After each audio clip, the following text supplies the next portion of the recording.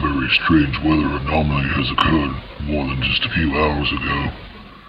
As you can see by this map, taken at about 12:55 in the AM of November 2nd, a strange circle appears, stays for about 15 minutes and then disappears. Let's take a closer look. What exactly is going on here? 12:55, circular pattern appears,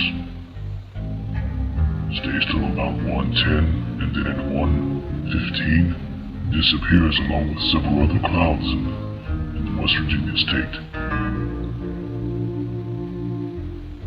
Such a strange weather pattern to be normal. Could this be some kind of weather anomaly, weather manipulation, or an earthquake?